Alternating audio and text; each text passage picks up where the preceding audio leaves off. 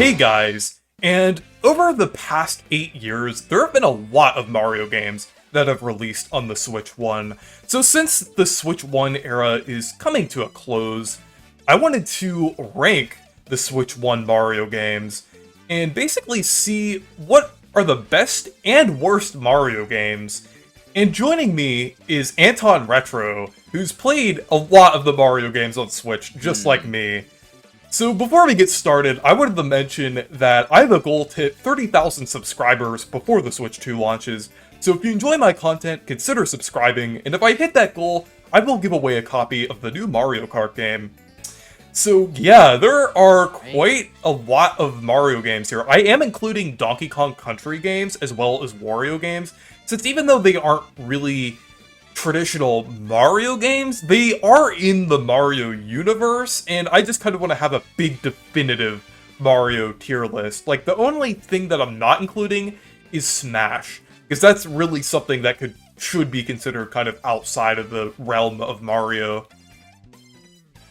Alright, yeah. There's a lot of games here to rank, but Yeah. of course, the Switch has given us a lot of great stuff, right? So I think that it's been an amazing library of Mario games that I don't think we have anywhere else. Yeah, it's like, I feel like the Switch has, honestly, I would say probably the best Mario lineup out of all Nintendo consoles. And at the same time, it does have, like, some of the lowest lows. Not, like, the absolute lowest of the franchise, but it has a few stinkers in there. And we'll get to them when we discuss them. So it's really interesting looking back at the Mario library as a whole. But I want to go ahead and start ranking the games here, starting with the 2017 games with Mario Kart 8 Deluxe. This game is great. Like, even though we're going on about, like, we have to keep playing Mario Kart 8 Deluxe over the years, like, it's still pretty good. It's still a very good Mario Kart game, and especially with the Booster Course Pass adding a ton of content, it really feels like the ultimate Mario Kart game. Yeah, for sure. They've done so much work to the game, and I think that DLC was quite last minute because they didn't really expect the game to sell that well. Yeah. So it's been really great. Yeah, so I think this one definitely goes into S. I think this is, like, a few of these are... With all the stuff there, it's definitely deserving of S, because I don't think there's a Mario game that is that good. Yeah, it's like... In terms of that much content, right? Like, there's so much stuff. Like, it takes, like, right? It's even a challenge to play through all of the, like, the cups in the game. It's just so huge in terms of, like, what this game has.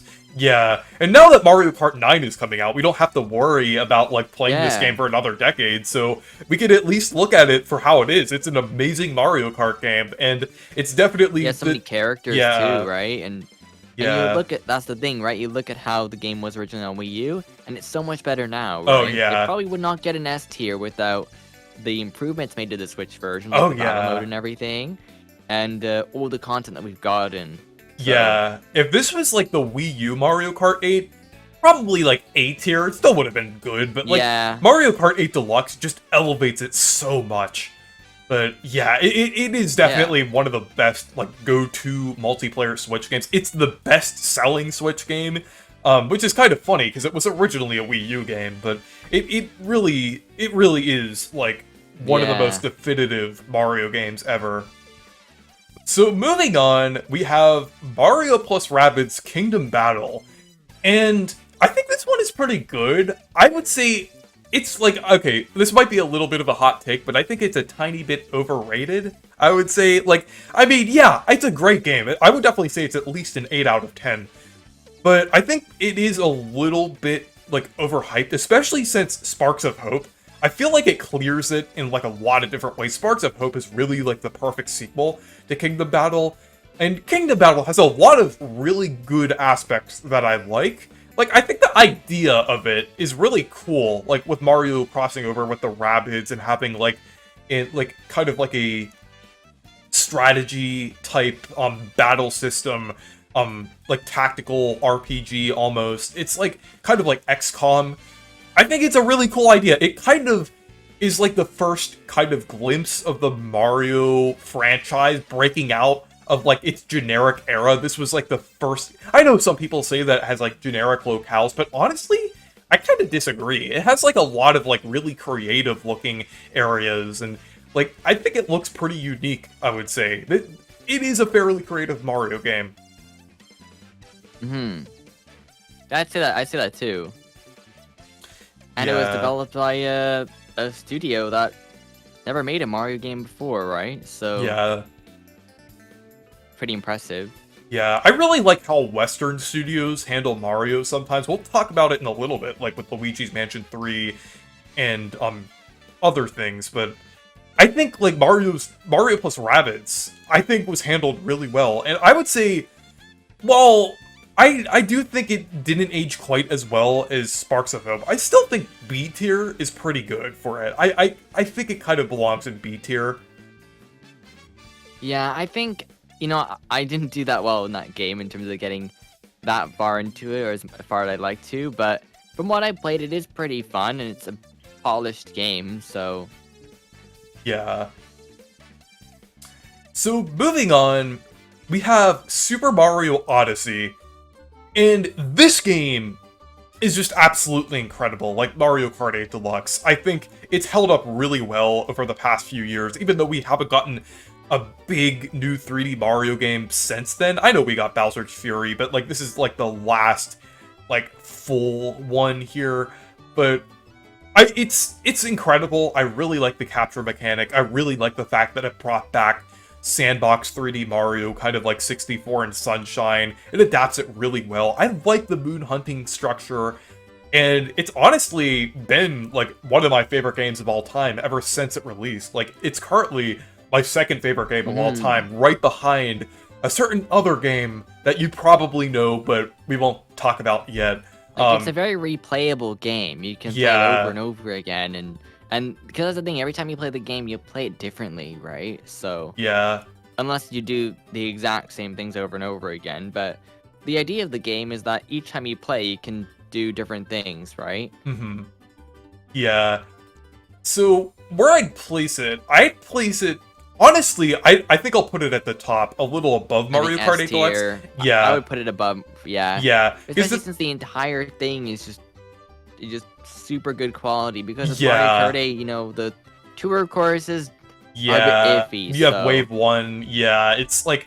And the thing is with Odyssey, like, while Mario Kart definitely does make a good impact, I think, like, a single-player game definitely leaves a bigger impact than like Mario Kart or like a multiplayer game would, just like inherently. So I think Mario Odyssey kind of has that edge there. So I just think like just overall it definitely belongs like at the top of S tier for now. But moving on, we kind of have a controversial one next. With I might have gotten the release dates mixed up for these next two, but we'll just for the sake of how I arranged this, we'll go with Mario Tennis Aces next, but this one is kind of controversial. Like, at first, I thought it was alright. I was a little disappointed by it. Like, I mean, I liked it. But then over time, I was like, I was a little burnt out by the fact that Nintendo kept using, like, the fix-it-later approach, just adding, like, a bunch of, like, characters later. But now, I'm kind of feeling neutral on the game. It's not bad. It's not great. It's fun. But it has some issues. It's decent. Yeah, I would say it's decent. It's like a inoffensive Mario sports game at this point. Yeah, like, it has a bunch of modes, and they were able to improve the game too. Yeah, they did improve it, so I will give them that. Right? They could have just left it the way it was, and it'd be okay. But I think it's a fine Mario sports game. It does its job. It has fine online modes. Yeah. So I think it's pretty good. Yeah, and it's almost like a fighting game of sorts, like kind of fighting mixed with tennis, like just because of how intense it is. I think that's pretty cool. There's a lot more strategy. Yeah. I would say maybe, I don't know. I'm thinking either B tier or C tier for this one. I'm kind of hovering between the two. C. I don't know. Maybe. I don't know. I think maybe I put it like it's kind of in between, right? It depends on what games are in B, I think it has a story mode that's pretty decent, I guess, right? Yeah. Honestly, just for the sake of it, I think we should just put it in high C for now. Yeah. Maybe we can always move it later, right? I think C tier is good because like there's like one other Mario sports game that I thought was like decent. So I think I think that's like a good tier for it. I would say I think B might be a little too high, just depending on like I where think we it's rank fine things. for now. Yeah. I think we'll see later. Yeah. Yeah. So next up, we have Donkey Kong Country Tropical Freeze. And while this was a lackluster port, well, since it was $60 and everything, just nowadays it does go on sale fairly often, and it doesn't really matter much. It's also the first way that I experienced Donkey Kong Country Tropical Freeze. I have a Wii U, but I never got Tropical Freeze on Wii U for some reason. I don't know why, because I loved Country Returns, like, back when it came out 15 years ago. So I don't know why I didn't, like, ask my parents for Tropical Freeze back when it came out in 2014. Maybe I just forgot about it. But I got it when it came out on Switch in 2018, and it was incredible. Like, it's definitely up there as one of Nintendo's best platformers ever. Technically Retro Studios, but still, like, within Nintendo. I'd say it's definitely way more creative and fleshed out than Returns. While Returns is good, and very fun, I think Tropical Freeze kind of clears it, I would say. It is just... Yeah. It's honestly kind of crazy, like, well, we'll get into this other game in a little bit with how they released Returns and the way that they did with Tropical Freeze already being on the Switch, because Tropical Freeze is just like a league better than Country Returns. Right. So, I would say even though this is a port, and I mean, I do have some, like, I am gonna rate some ports differently coming up, because I think this one is a fairly inoffensive one nowadays, because it is going on sale often, and this is just, it's such an incredible game that it doesn't even matter. I would say this, honestly, I would put it in S tier. I would say it, like...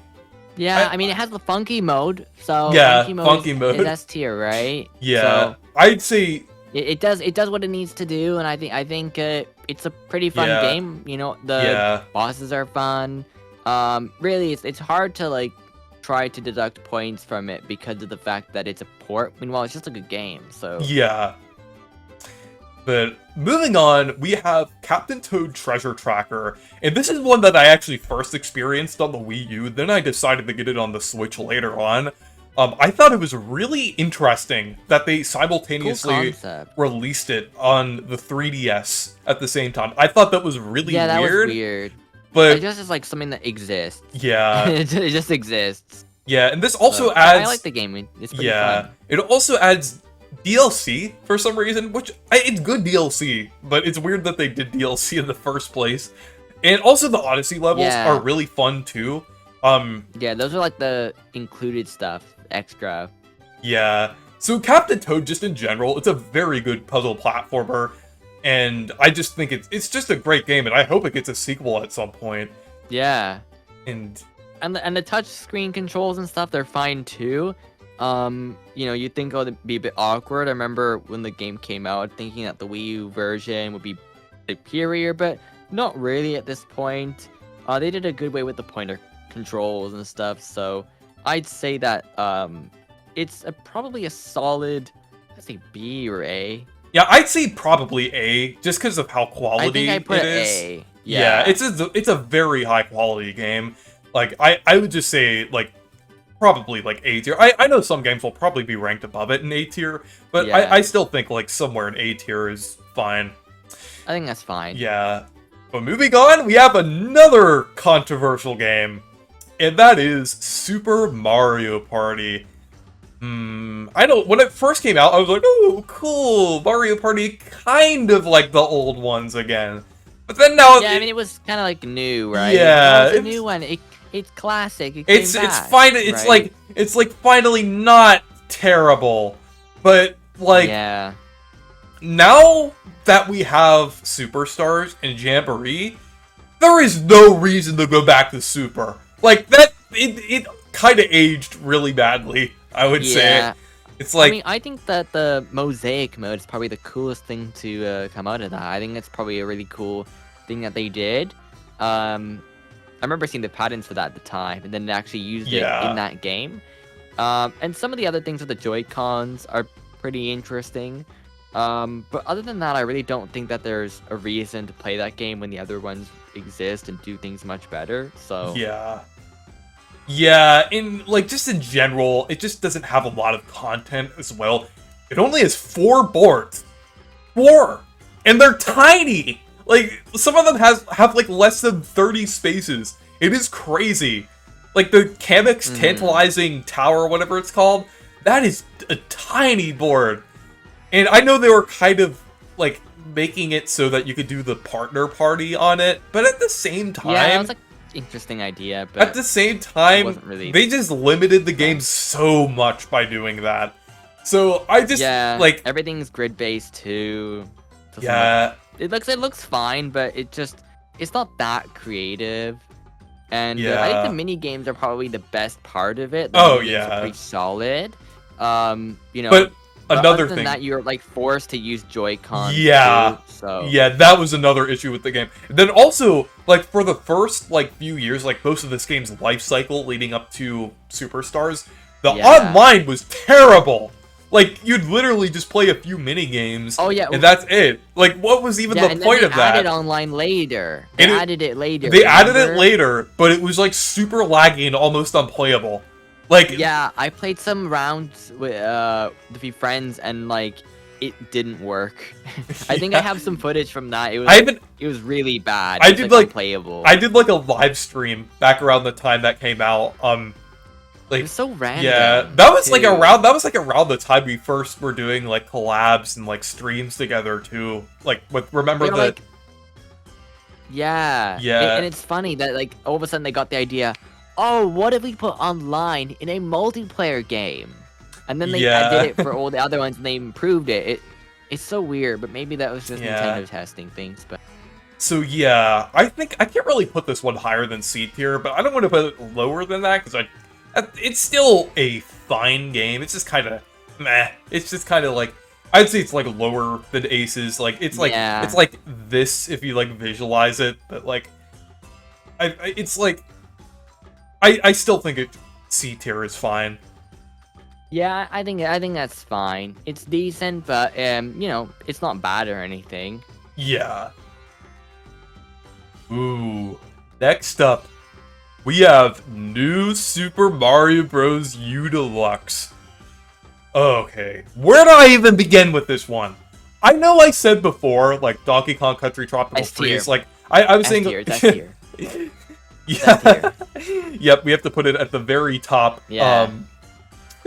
But in all seriousness, though, when I was saying that Donkey Kong Country Tropical Freeze was getting a pass for a port, New Super Mario Bros. U Deluxe doesn't.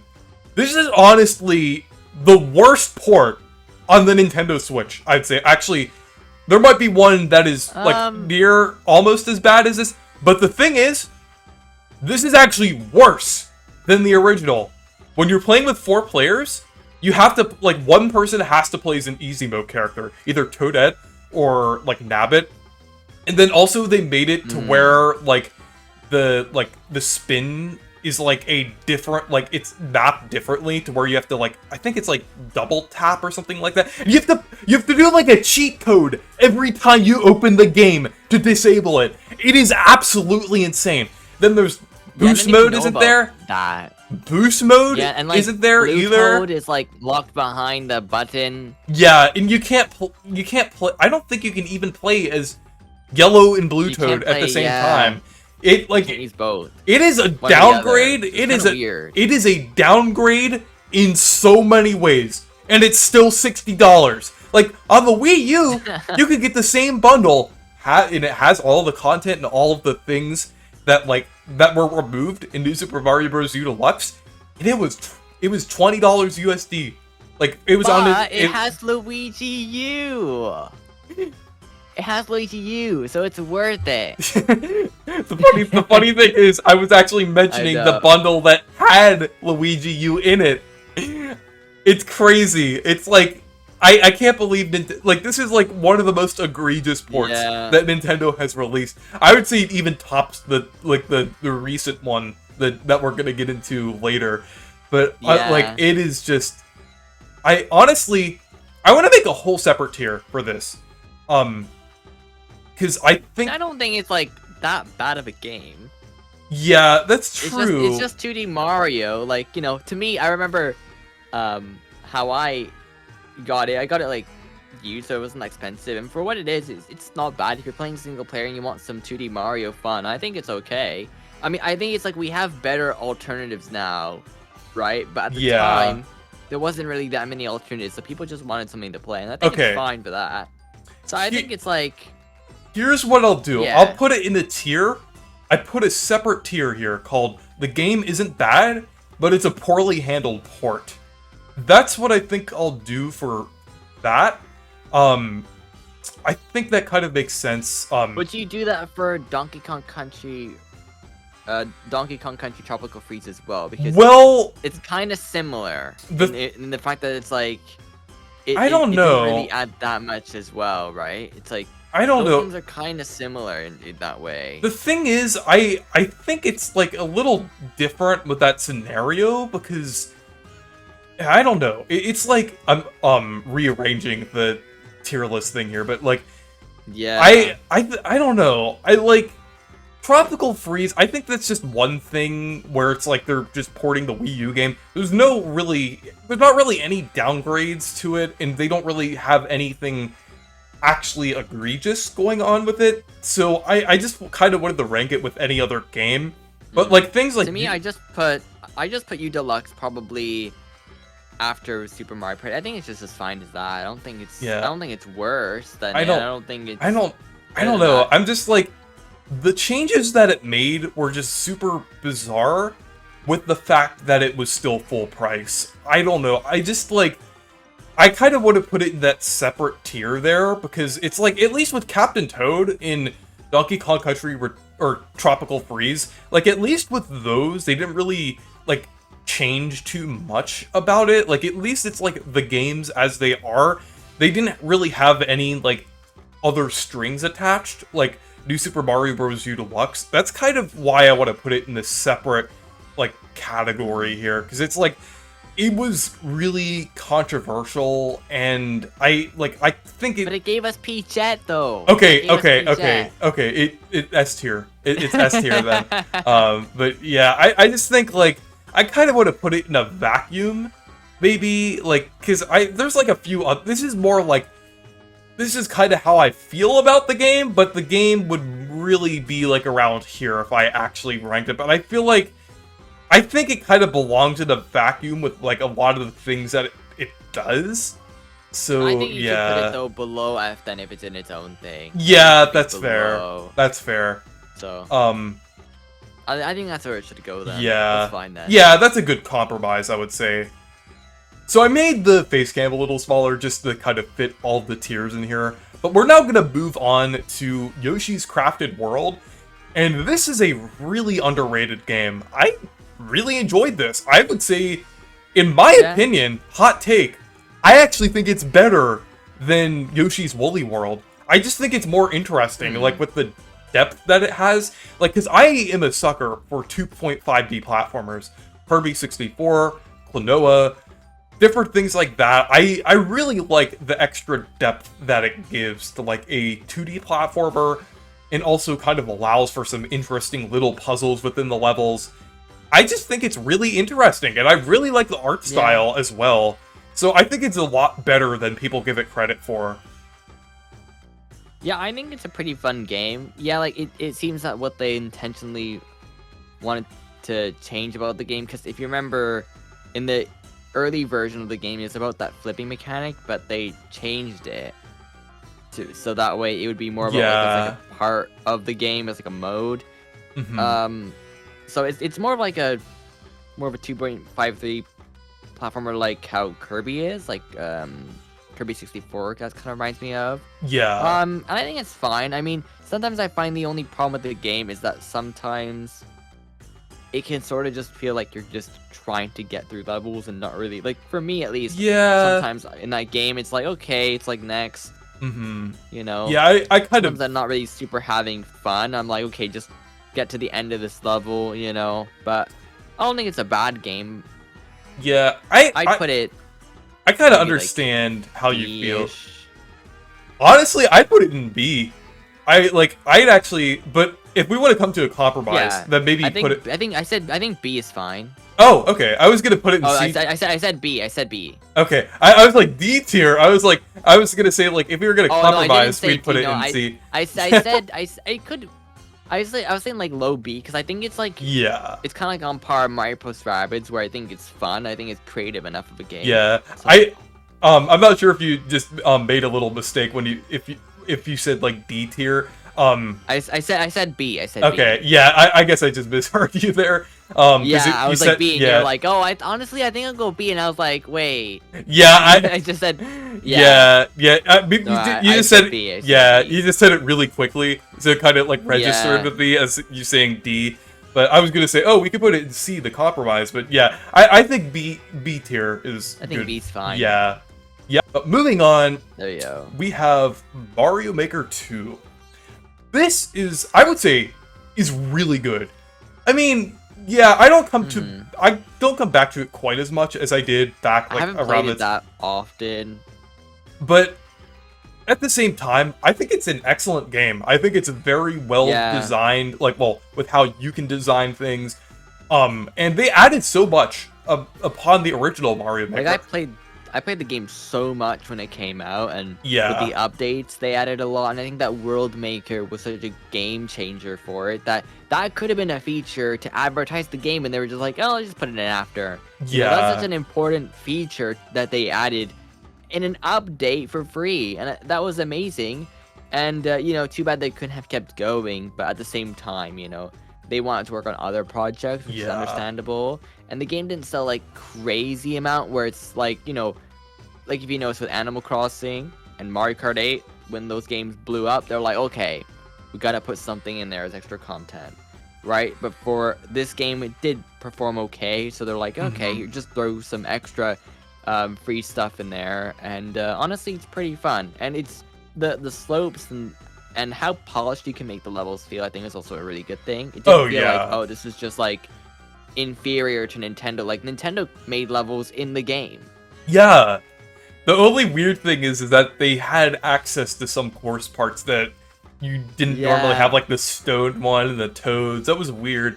But that was a bit strange. And then there's also like another criticism that people give sometimes, like it didn't have the like amiibo, like it didn't have like the mystery mushroom where it gave you where it gave you the amiibo costumes. But at the same time, I still think the new content made up for it, and it's still a great game. So I would say S tier, honestly. I mean, eventually they can make a Mario Maker 3 and add those things potentially, right? Yeah, I'd even put it above Tropical Freeze just because I've just spent so much time in it, and it's like, it's just so fun to like make levels and play levels and everything.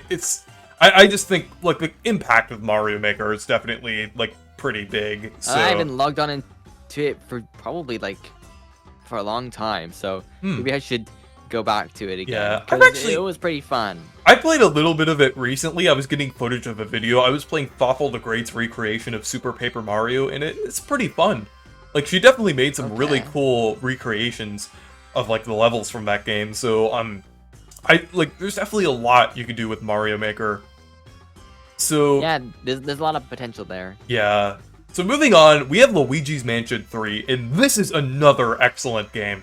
Like, yeah, it just like all the mechanics that it adds, like Luigi, and kind of also doing other things like thematically, like the hotel, and bringing back like Portico style characters. It's really the perfect combination of like the original Luigi's Mansion and Luigi's Mansion 2 or Dark Moon. But it's incredible, and I would definitely say it's definitely one of the highlights of the Switch era. Yeah, like the other modes too. Scare Scraper is really fun. Yeah. Theme Park's also pretty cool too. And they had the DLC for that stuff, which was pretty solid too, and honestly quite worth it for the stuff that you get in there. Yeah. So they built the game pretty well. The game's huge, and also I like the vibe of the game. It's very it's spooky, but it also has Yeah. nice charm about it too, right? Yeah. Whereas I think like another Luigi's Mansion game, which we'll get to later, Yeah. kind of stripped back of some of those, right? Things. Whereas I feel like this game really, the vibe is really really cool.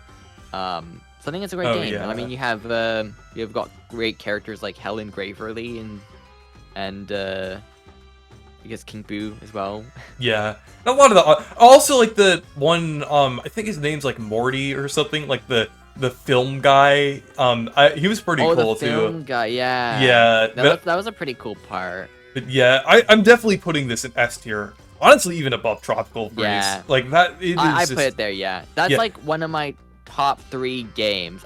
In fact I put it above Super Mario Maker. Yeah, just for the purposes of this ranking, I'll just put it above Mario Maker just because of how impactful it was. I just think like it definitely belongs up there. When I've done my top 10 lists, I've done Mario Odyssey, Mario Kart 8's on there, and Luigi's Mansion 3. So yeah. So moving on, we have the Mario and Sonic at the Tokyo Olympics. I haven't played this game. This is one of the few Mario games on the Switch. Me neither. Should we rank this one? In this game, you play as Sonic, and you play as Mario, and then what you also do is Olympic Games. It's pretty fun, Yeah. I've definitely played it. Yeah, just for the purposes of this video, just to have the definitive ranking, I'll just, rank it anyway, but, I don't know. I feel like it'd be in, I'm just gonna put it in C tier.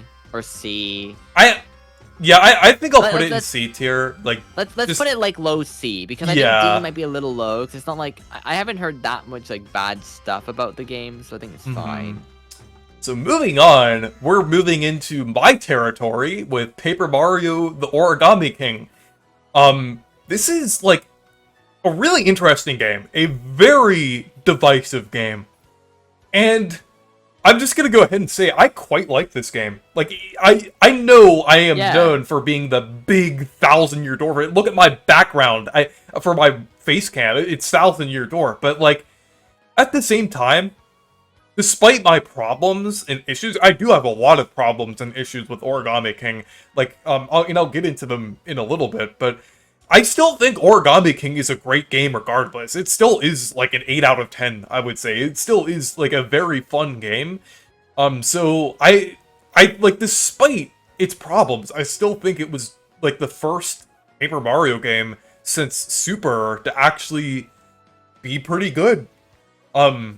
So for sure. So yeah, I would say I just go ahead and put it in, I'd say B tier. I would say maybe. I think B tier is fine. Yeah. I put it there. I think that's fine. Yeah, I'm not sure if I want to put it above Mario plus Rabbids, because Mario plus Rabbids was kind of pushing more boundaries, being a little more creative.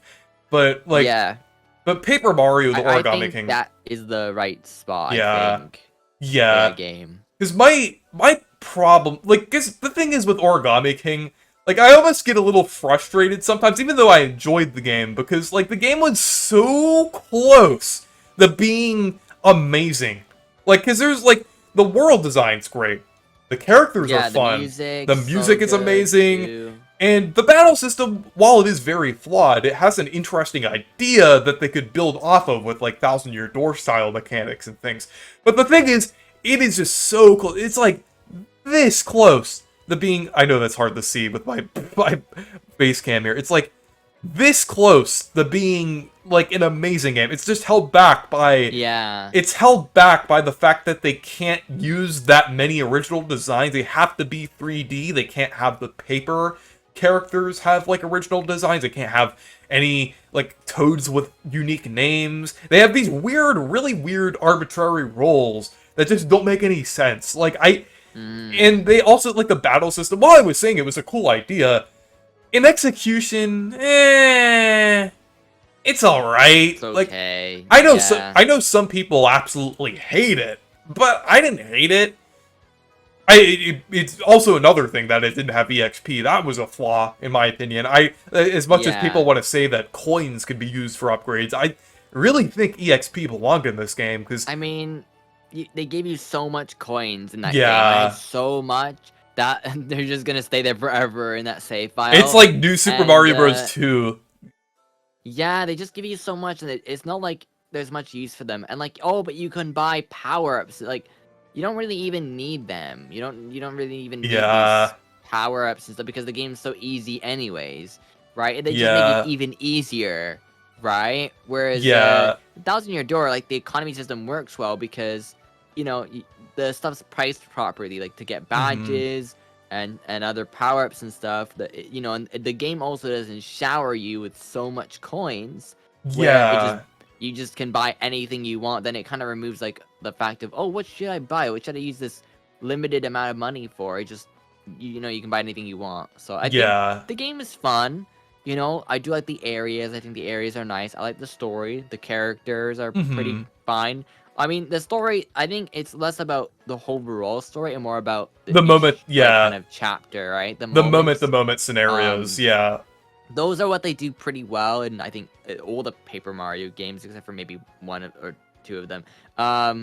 You know, I think that's what they do really good in this game, and it really feels like some of the older games in that sense. But the thing is, like, the battle kind of falls apart there a bit. You know, that's the thing, right? Like, the travel system's interesting, but then there's like different ways of traveling to different areas. There's no reason to go back to certain places or do anything. There are some mini games and stuff which I think are fine, but honestly, it's just, to me, it's not a game I'd want to replay. I'd rather replay Thousand Year Door, which I played not that long ago, over again, instead of playing that game, which I played many years ago. So I think that's how I put it. And another thing with Origami King, like, the thing is, like, when comparing it to, like, the older games, it doesn't really have, like, and this is a problem that Sticker Star and Color Splash had, too, but it's, like, it doesn't really have, like, while it does improve many aspects of the modern Paper Mario games, it doesn't really have adaptive difficulty. It's, like, really puts you into one path. You have to do everything that the game wants you to do. Like, with bosses, you have to use a certain move. It's not as bad as Sticker Star and Color Splash, of course, because you have the moves available to you, but you have to use that move. It's like, you have to do everything that the game wants you to do. While in Thousand Year Door, you can basically do whatever you want. If you want to put all of your stats into BP, you could do that. If you want to have more strategy, right? Yeah, if you want, really, like, it's so easy. Like, the timing, the stuff as well. It's so easy to do it. Like, it's, you know, the fact is, the battle system is just really simple. And it gets, like, once you understand it, it's like the action commands are kind of like a secondary part, but they're easy to do. And then you have to do the ring thing. If you get it wrong, then it punishes you. And it's like what am I playing here? Is a puzzle RPG. Like, it doesn't really know what it wants to be. I think the puzzle thing is cool, but honestly, they just had the puzzle concept. They should have just made it its own game. Its own puzzle game. Yeah, like its how own you can play it in, like, the Toad.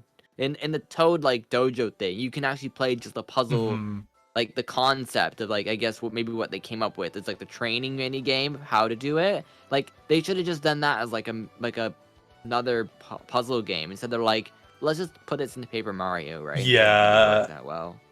But moving on, we have another controversial port, and that is 3D All-Stars.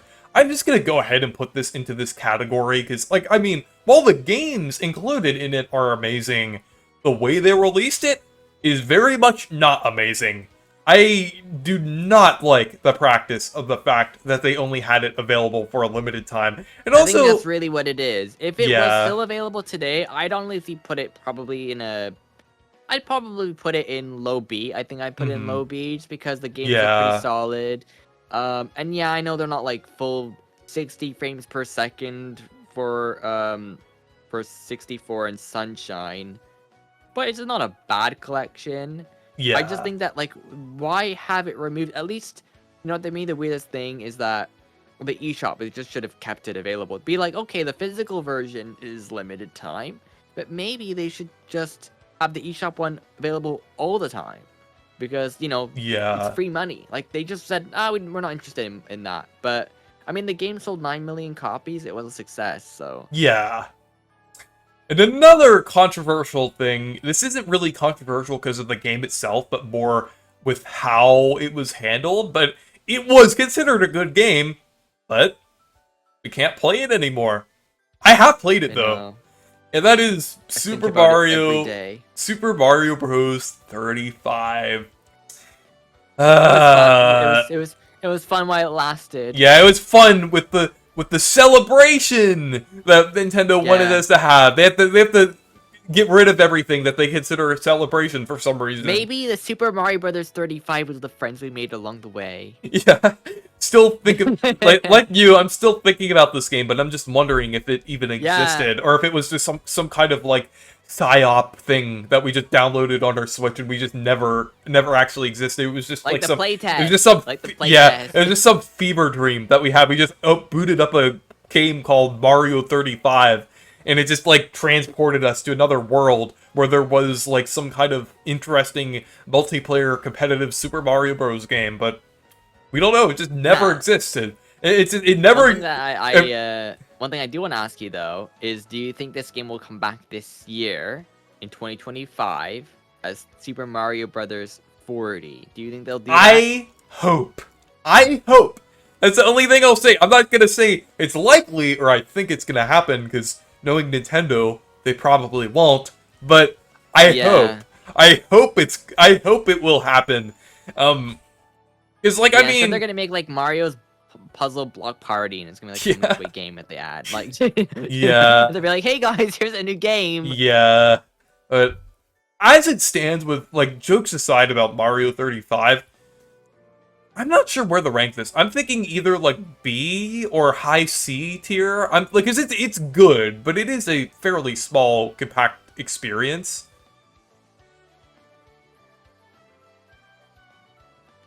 Yeah, for sure. I think that it's I think it was a fun game, and you know, I think it was just a solid B tier game. Yeah, it was pretty fun. It was just a well built game. The fact that I think they even recreated the game from scratch, which is funny. Yeah. They spent all that time, money, and resources on a game that was only available for only like a few months. Like, what's the point of that? And then they got rid of it to put Pac-Man 99, which also gone now. I mean, at least you could technically play like the CPU thing on Pac-Man 99, but this is like lost media now. Like, it's like. There's no way of playing this unless there's like some kind of like fan server thingy. I don't know, but like it is not like accessible from like what I know. But I didn't know Pac-Man 99 was still kind of like playable in that way. Yeah, oh yeah, it is. I actually bought the CPU thing, like the extra thing, because like I wanted to preserve the game and have it playable, like in the future.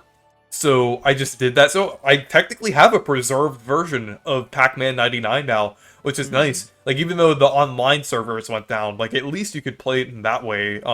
Even though it's not like the full experience, at least you're preserving the gameplay itself.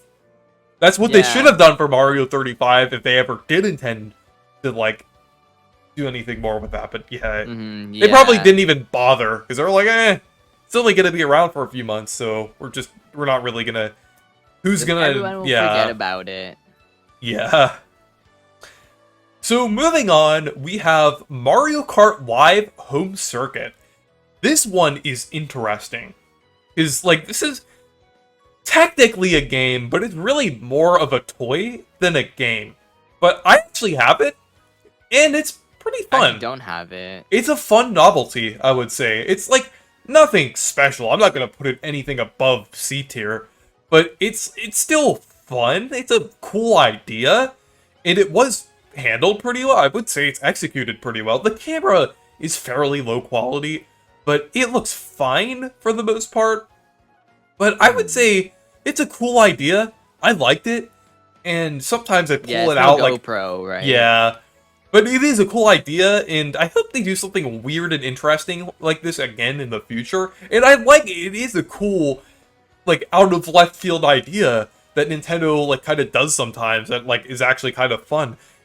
Is it overpriced? Yeah, but is it still a really cool novelty? Yeah, I would still put it in C tier.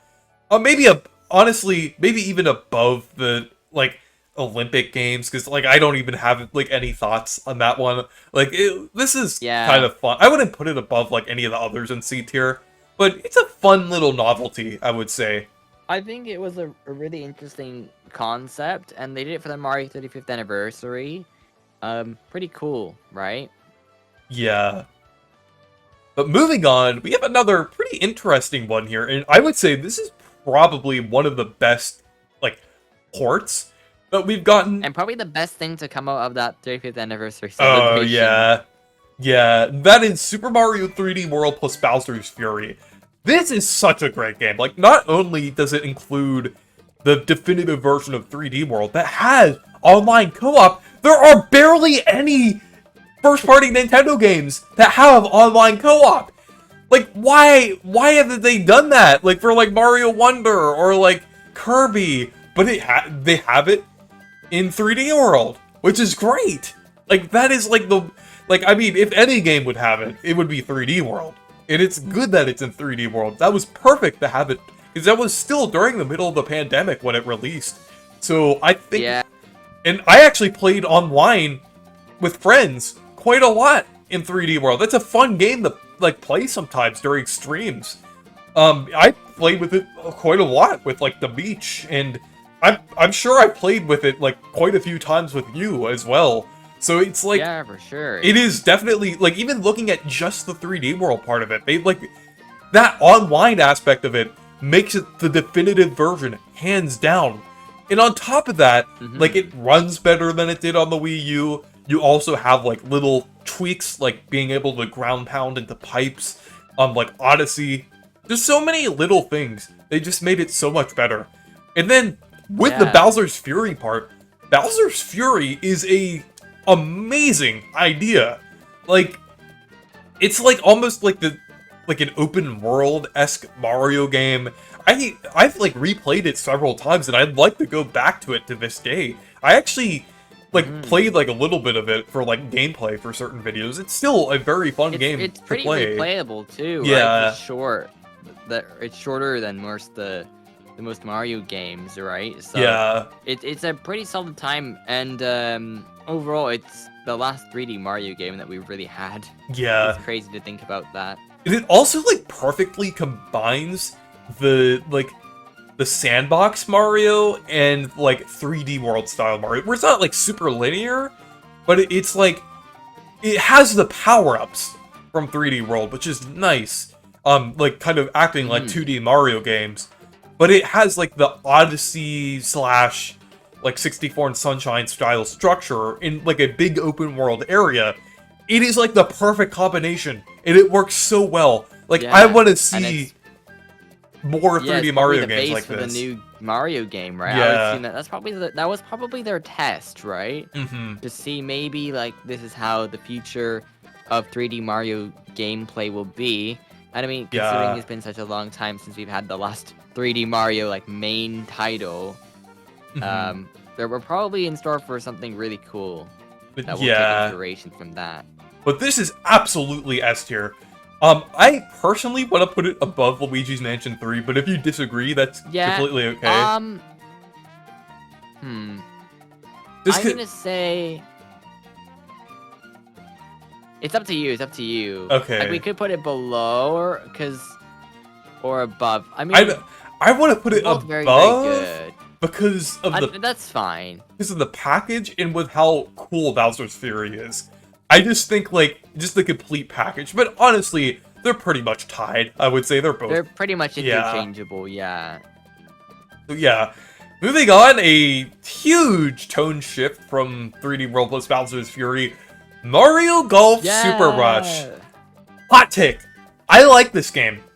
But it's not amazing. I like it too. It's not amazing. I'm still gonna put it in C tier. But I actually like it more than Aces. This is like kind of a crafted world is better than Woolly World. I think it's better than Aces. I think it's pretty fun, and like, you know, the speed golf thing, you don't really find anything else like it.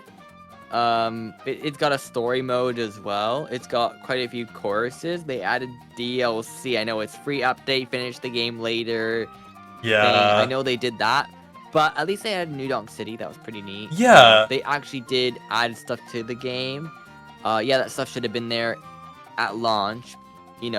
Maybe they had that stuff finished and they decided to postpone it. But to me, I think, honestly, when it comes to that game, I think they did a fine job. Yeah. It's just Mario Golf. It doesn't have to be the most crazy thing ever. Yeah. I do think maybe it's really just the price that's always a little bit annoying, right? Full price for that in Mario Tennis is a bit much, but half price is completely, I think, fine. I think it's fine for half of the price, which is what I bought it used for not that long ago. Yeah, I think it would have been better at like the $50 USD price point. Yeah. I'm like the one tier down from like $60.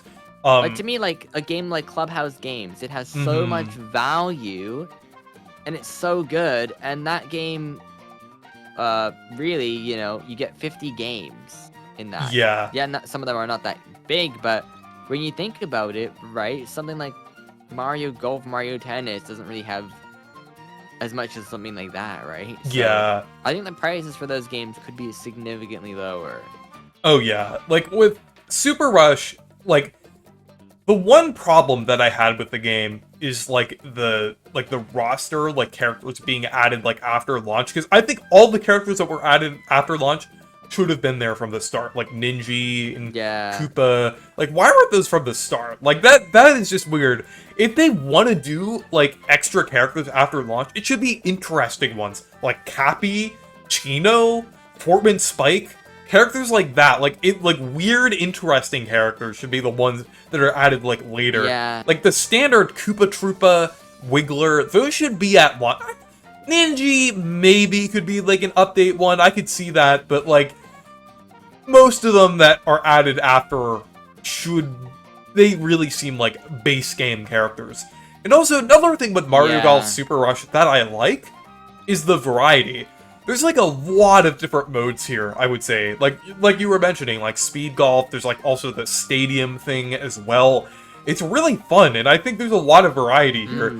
And some people say that like everything is like stripped down, like it doesn't have like the full 3-click system, but honestly, I don't really think that brings down the gameplay much. I think there's still a lot of strategy, and it actually kind of adds a bit of its own strategy having like the system that it has, like the gameplay style that it has in Super Rush. I think it kind of has its own level of strategy to it. So I think like it's not really worse. It's like more of a side grade to that like traditional golf game system, I would say. Alright. Yeah. So moving on, we have WarioWare Get It Together. This is really good. I really like this game. Both WarioWare games, which I'll get into the other one in a little bit, but like this was really fun. It was definitely nice to see WarioWare come back with like a full new idea. It was very creative as well. It had like a lot of really cool ideas, like with the fact that you actually like play as a character. You play as the huge cast of characters from WarioWare. They each have different moves. That is really cool. And also the fact that it's multiplayer is pretty fun, perfect for the Switch. Like, it's a great game. I really enjoyed it. Yeah, there's so much variety because of how each character plays. So there's different ways to complete the mini games or micro games. Micro games, yeah. Yeah, I think that's pretty awesome how there's so many, like, it creates more variety even with, I mean, there's a lot of micro games in that one too, right? Yeah. I'd say the one downside is that, like, for example, Wario's mini games at the beginning, they're just kind of like, they're kind of okay. I think like the introduction mini games, especially the bosses for that one too, is kind of just fine. And I think sometimes like, I think what the biggest issue is that, for example, when I play the original WarioWare, the mini games, it feels like there's a lot more in each one, and there's so many more to unlock. Whereas I felt like in that game, as I was playing the game a lot, it's just, and replaying them, I wasn't like, oh, can I try to get one I don't have? It keeps kind of feeding you the same ones kind of over and over again.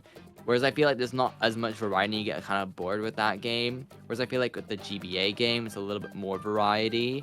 Yeah. The way they handle the unlocking of the different ones. So I think that's my only issue with it. But. Yeah. I'd still say, though, I think this is probably A tier. Maybe not above Captain Toad, but it's still very good, I would say, for what you get. Story mode's pretty solid. Yeah. Pioro is... a lot of... Pioro... Yeah, a lot of characters. Pioro is the final boss, which is amazing. You have to stop him from leaking Super Mario Galaxy 4.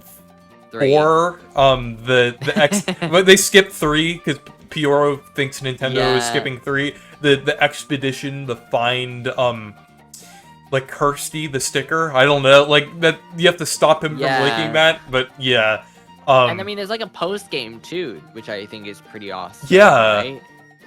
So once you beat the kind of final boss, then it's like there's more to see, and I think that really just elevates it a lot further. You also got like nice music as well. You got Penny's song. Oh yeah. And stuff. So.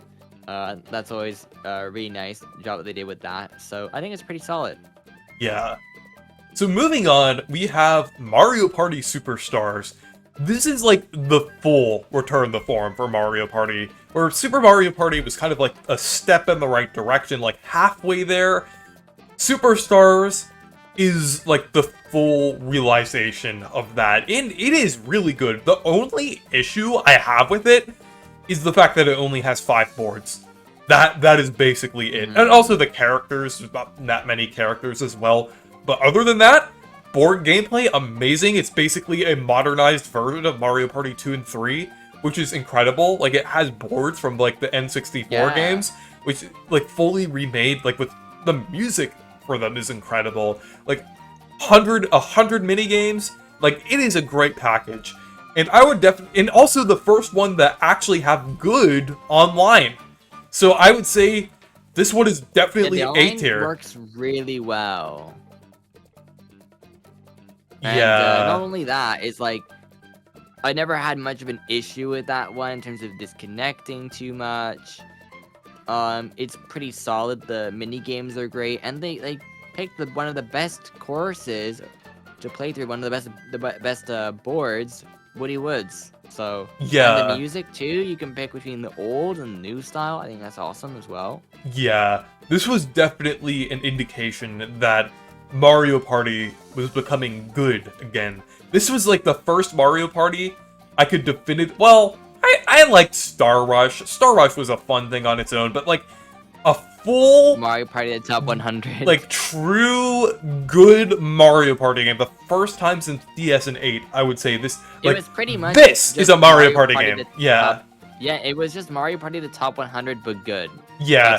That's what it is. It's basically this is the first Mario Party game in like 15 years where I could say this is a Mario Party game. This is an actual Mario Party game.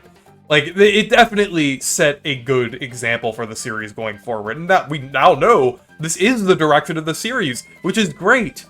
But yeah, but on the complete opposite end of series coming back, we have... I don't even want to talk about this one. I don't even want to talk about this one. We need a Dimitri quote for this. We need a Dimitri quote. We need one. Alright. This isn't a Dimitri quote, but it is a kind of a Dimitri-ism, I would say. Yeah, I hate bringing that up from Sir Musty, but was that a Sir Musty thing? Or was that like someone else called it a Dimitri-ism? I don't know who brought up that word, but like it's a Reecee / Dimitri lore-esque thing. But alright, went down the microplay to pick up a game that is well completed. But yeah, it's 100% factually hit.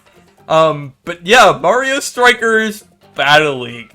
This is like the first time since Sticker Start that I've been burned from a game this much. Isn't it? If you're Tricky Nick or Dimitri. Suck on it. Invalid. Yeah. But yeah, it's like, this game, I don't think I've like actually played it since like 2022. I'm just being completely honest. It's like, I don't have it. I played the demo and I was like, okay, whatever. Good. I actually like just played the game in the demo, but don't get it. I don't know. I might get it if it's like cheap, like if I buy it for like half price. If it's $10, don't get it for any more than $10, or it's a scam. That is genuinely how I feel about the game. Because here's the thing. I need it for the collection, though. Okay. I need it for the collection. Okay, but here's the thing about Battle League. I mean, on the surface, it looks, oh, new Mario Strikers game. I was really excited when it was announced. I was like, let's go, Mario Strikers! But like, when it actually released, it wasn't good. It there's barely there's barely any characters in it. It's like a Nintendo 64 roster. Actually, that's making the Nintendo 64 rosters like Mario Tennis look good in comparison, I would say, with this game. Yeah, well, and the thing is, it's like, you know, there was so much they could have done with this game. You can tell they just didn't give them a lot of time. Yeah. And it's funny, because isn't that the last game we got from Next Level?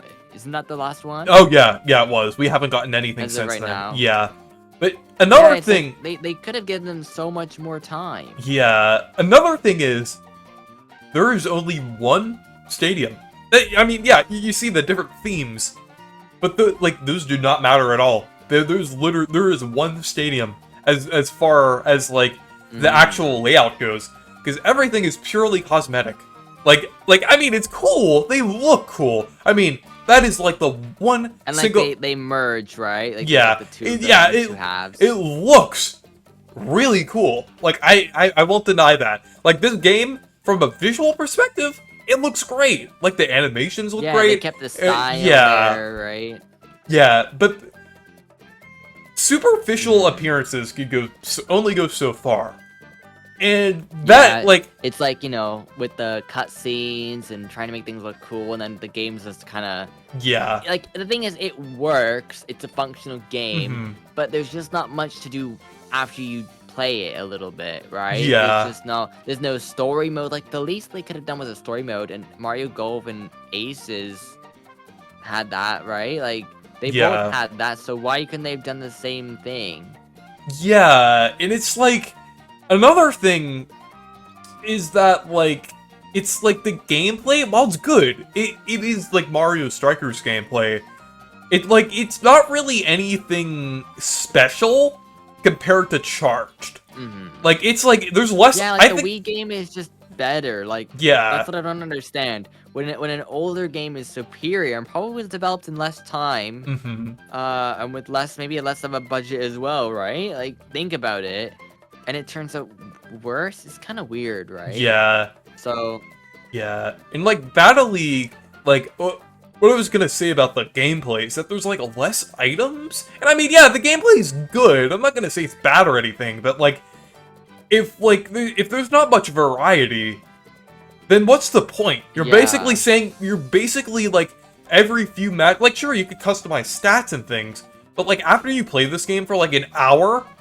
Like, you're basically just playing the same thing over and over and over and over and over and over and over again. It's like it's like a tech demo, basically. It's like if you played like a little demo and you keep playing it over and over again. That's how this whole entire game feels. And it's $60! $60 for this! That's the biggest problem too, right? Even like half price, it feels kind of just undercooked, right? Yeah. There's like, you know, when Mario Golf and Aces, which are, you know, pretty decent for half price, and then you got that, which is like just kind of worse, then it's like, you know, you don't have the best you don't have the best game there, right? Yeah. And it's sad because they didn't really even update the game that much after. They added like a few small updates, right? Who did they add? They had like Pauline to it, right? And they added Diddy Kong, I think, as well. Or something like that, right? They added a few characters, and that was kind of it. And they were like, "Oh, we're done." Yeah, this definitely goes in the bottom. I'm gonna rename this tier. I don't think there's any other games that we're gonna put in this tier. I'm gonna call it. I would say the best thing about that game is probably just like the animations are the best, right? So yeah, that's probably like its main redeeming thing that it added to the Mario, universe in terms of. Like that's the one thing that it brought to the Mario franchise was nice looking animations, which Next Level Games does a great job with that. Yeah. But yeah, I think that's like all we have to say for like Mario Strikers Battle League now. But Yeah. moving on, we have like a breath of fresh air here after talking about Battle League for so long. Mario plus Rabbids Sparks of Hope. This game is really good, I would say. While I do prefer like the more traditional Mario RPGs, I really like how this game expanded upon like the original game, and it is such a huge like upgrade from the first. While the first game is good, I would say Sparks of Hope is a lot better. Sparks of Hope is very creative. The battle system is very fun. It feels more like an RPG, I would say, while also having that like kind of tactical RPG side to it. It's more action oriented too, right? They tried to make it less traditional tactics game and more open. And a lot more accessible too. I think that's one thing that they really tried to do. Because I thought how successful the original game was with especially a younger audience. It was cheaper of a Mario game, so a lot of people ended up just buying that game and Mario Odyssey, right? Because it was so much less. It's like, oh, look, it's a Mario game, right? And not knowing really what it is. Yeah. So they tried to kind of make something a bit closer to that, right? Because obviously, one thing that Ubisoft realized with a game like this is that you could market for, like, you know, goes to $30, right? And then be like, oh, look, it's a cheaper Mario game, right? Yeah. But I would have to say I'll probably put this in A tier. I'd say maybe like a slightly above Captain Toad, I would say. It is a very quality game. Maybe not better than Mario Party Superstars, because I think like Superstars was definitely a pretty big like impact, I would say. But like Sparks of Hope, still very good. But wow, that is a jump between Sparks of Hope in this is the Mario Wonder. Where, remember what happened to Mario? You remember? Where it's like, oh no, like Nintendo forgot about Mario. Yeah, remember? I'm just thinking. That era. Yeah, I'm just thinking like we're going from like Sparks of Hope to Mario Wonder. I'm like, wow, nothing released between those two games. I'm like, those games feel like two completely different eras. Like when you look at like Sparks of Hope, Nintendo forgot. When you look at like Sparks of Hope, Battle League, Superstars, Bowser's Fury, that all kind of clumps together to one era, like 2021, 2022. Then you're like, boom, like end of 2023. Like we didn't have a lot of Mario stuff for a while, did we? Yeah, like the only thing was the movie, which was interesting. But now, like, we're in this era of Mario. Like we go from this old, like old, like 35th anniversary through Sparks of Hope kind of line of Mario games. And that wasn't even Nintendo's game, right? Yeah. That was Ubisoft's game. Yeah. So think about how few Nintendo Mario games we had between 2022 and 2023. We pretty much went with like a year and a half or so without a new Mario game. Yeah, it just like, when looking at these last couple games that we were like kind of putting on this list, it's like, whoa, it feels like it's like just whiplash. It's like they're two completely different eras. Like we're now like entering this era of Mario that we're in now. So it's like interesting, like when you think about it. But I think Wonder released like exactly 1 year after Sparks of Hope on the day. I think it was October 20th, I believe. You can fact check me on that. But yeah, it's like so interesting. Nintendo clearly was cooking some stuff, but at the same time, as you can see with all the games here, right, is like the teams that they have clearly started to kind of dwindle down. That are available to make games. Yeah, we have like a huge blowout of games for like the next few to talk about here. But Mario Wonder, absolutely incredible. Breath of fresh air for 2D Mario. One of the best 2D platformers I've played from Nintendo, I would say. It's genuinely amazing. Even though it's like, from a kind of objective standpoint, it's not like super innovative for the industry in general, but I would say for Mario... At the same time, the fact that they were able to come up with so many new and fun ideas for a formula that's so just... You know, the 2D Mario formula is super old, right? It's been around for such a long time. You'd think, oh, how can they come up with any more new ideas? They've already done them all. That's why they made New Super Mario Bros. U, because they ran out of ideas. But they were like, No, we came up with like 2,000 ideas. Yeah, now we're gonna put a few of them in now this game. They have too many ideas now, which is good. It's good that they have ideas. But I mean, they're probably gonna make that sequel, right? So yeah, but it is just an incredible 2D Mario game, and one of my favorite Mario games of all time. Now, it is just really well designed, really creative, just amazing. I'm gonna put it in S tier, a little below Odyssey, I would say. I would put it above 8 Deluxe because it's just more creative and more interesting, and I would say even more important for the franchise in general, I would say. So it definitely belongs in S tier, I would say. It's so good. Everything about the game is just, it's so creative. I'm not like too disappointed about bosses and stuff either.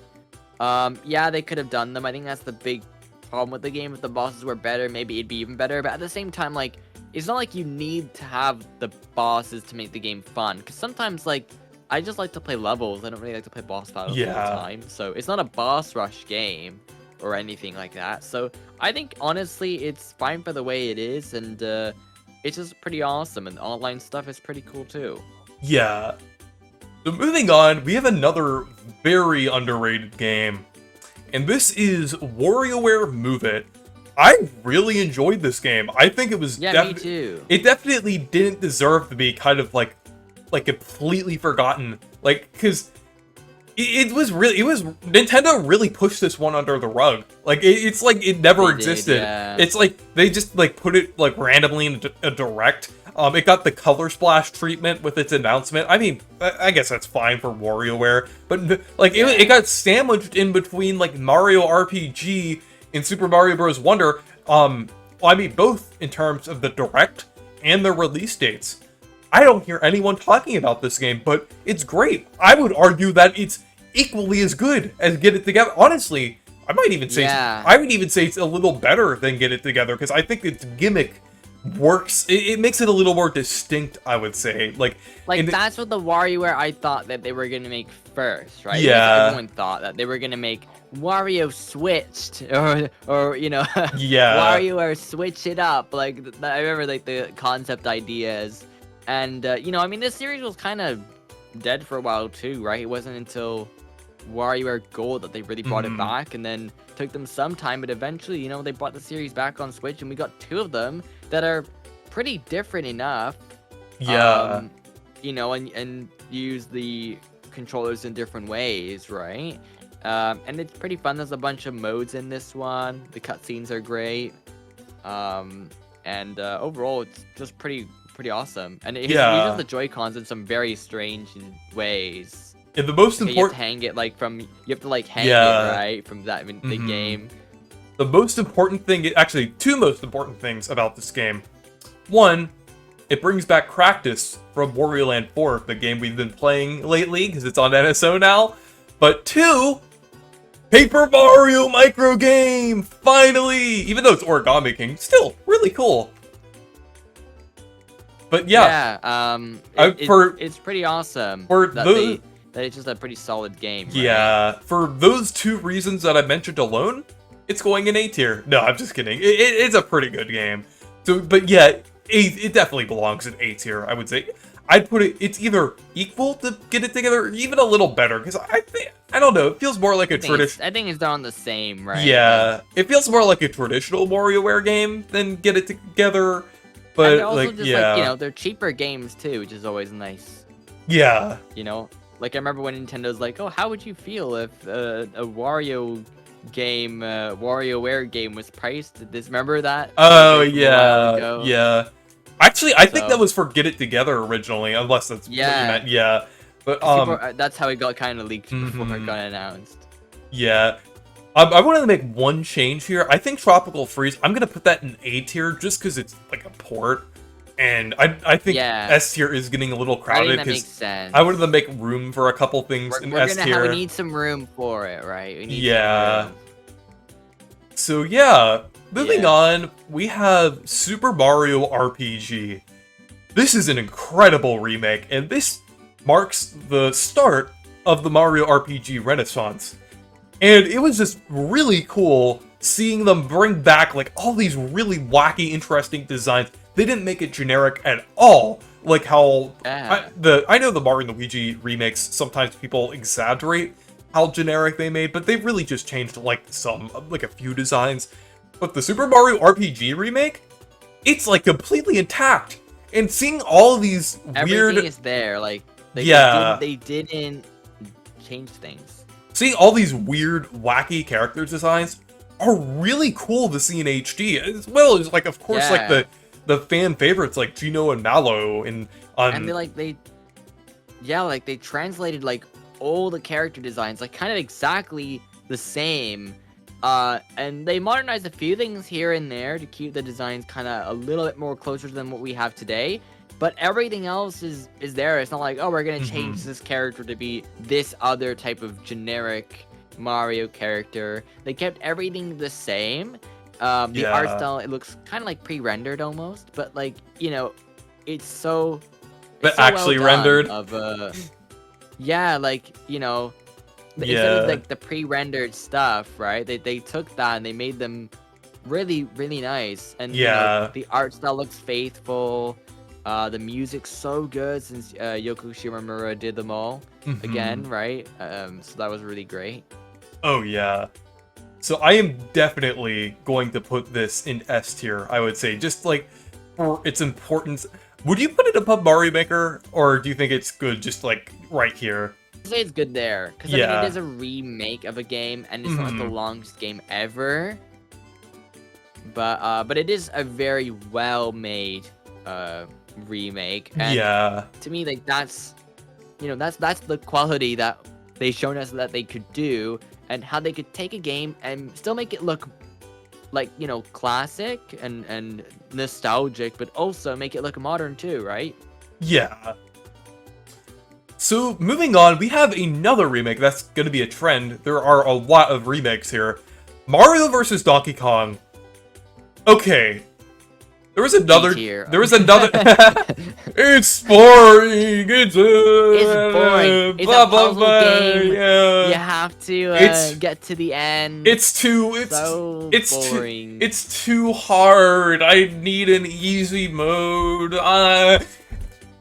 Stop. Isn't there already some sort of easy mode in it or something? This game, yeah, there is, but this game is so underrated. I am so tired of this game being slept on. It's like a lot of people didn't even know that it was like a remake, or that it was a. Some people were like, what's that? People didn't even know that it was the original game on the Game Boy Advance. Yeah, and I'm just gonna go ahead and say it. Partially the reason why I even made this video is because I was a little bit salty about the fact that a certain Crumple put it in, like, I think they put it in like one of the lowest tiers. Like it was like the second lowest rated Mario game, right above Battle League. I completely disagree with that. They called it boring.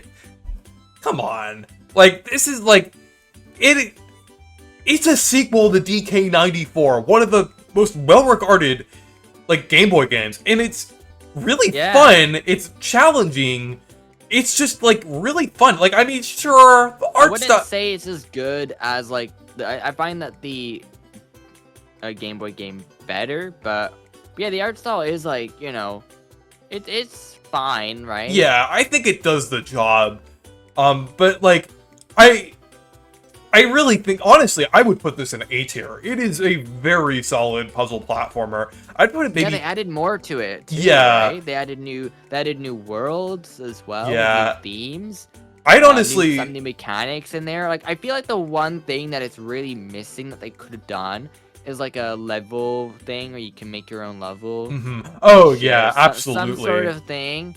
Even if it was as simple as, like, some code thing where it's like, oh, you enter someone's code and you get to play it. Like, they could have done something like that, I think, which could have given it a little bit more, you know, content. Because, you know, the bones are there to make something. But who knows, maybe they'll make another game in the series that does that. So. Yeah. But, moving on. Actually, I wanted to say one more thing about Mario vs. Donkey Kong, but yeah, I think, like, it is a very solid game, and I think it's honestly my personal favorite puzzle platformer, like tied with DK94. So I think it deserves much more respect, I would say. And it's funny because it's beside Captain Toad, and they're kind of similar in terms of genre, right? Yeah. So, I'd only put it slightly above Captain Toad because I kind of prefer the way that Mario vs. Donkey Kong controls and kind more of like movement options. Whereas like Captain Toad, sometimes you have to do things in a very specific order. Sometimes the camera can get a bit annoying, and it's not the greatest in handheld. But this game is pretty solid in handheld, so. Yeah. So moving on, we have Peach Showtime. In this game, it's alright. I would say it's a fairly solid game. I think I'll put it in B tier, like the bottom of B tier, I would say. It's like, I don't want to put it any lower, because I did have some fun with it. It's very creative and has a lot of cool ideas. Definitely makes way for some pretty good sequels. But at the same time, I do feel like it does leave some things, like it does leave quite a lot to be desired. And I do think like the structure needs a little bit of work as well. It's not directionless like people were saying before it came out. But at the same time, it does need a little more cohesive of a structure. But as it stands, it is a fairly solid game. And I think it honestly belongs in B tier. I think like kind of bottom of B tier is kind of fine for this. It was an okay thing. I mean, you know what? I commend them for, experimenting, which is something that Nintendo, hasn't maybe done as much as they could recently in terms of something kind of different and something new. So I'm glad that they were like, you know what? Let's just try something new and give Princess Peach her own potentially a series if this game does well. I think maybe the one thing is that they could have added a bit more depth and made it a game that's a little bit more, I'd say, complex. It is quite simple, and I hate the idea that it's like, oh, it's simple because, we want like a younger audience. Because it's like, no, I think Princess Peach is a character that, a lot of people like. So I think the best thing is to make the character appeal to as many people as possible. So that's probably the only thing, but yeah. So now I have to move the base camp over a little bit to make some room. But we have 1,000-Year Door. This is going at the bottom, F tier. It should have been sticker star. Should have been sticker star. All seriousness though. Yeah, they should have done the color splash. Yeah. In all seriousness though, I am putting this at the top of S. Like, this is my favorite game of all time. They handled it nearly perfectly. Like, this is the closest thing possible to my dream game. Like, they did basically everything that I wanted to see from a 1,000-Year Door remake. It's like too good to be true. You know what I mean? Yeah, like, it's like it's almost too good. It's like, am I still dreaming? Like several months, or like a year and a half after it was announced, or wow, I cannot believe it's been that long since it was announced.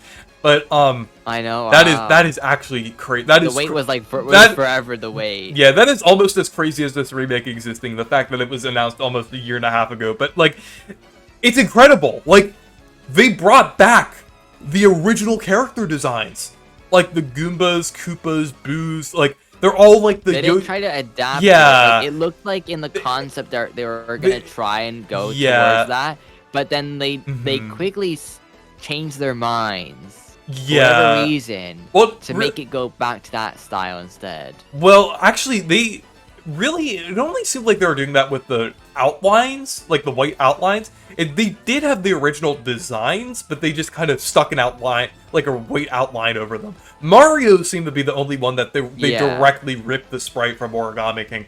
But I'm so glad that they didn't New Super Mario Bros.-ify anything about this remake. Because it just looks better than Origami King, right? Yeah. It looks visually nicer. It feels like Origami King, they kind of had to add the oversaturation and the they had to make Mario have the white outline in order to make it look better, even though this game doesn't need it because it just looks good.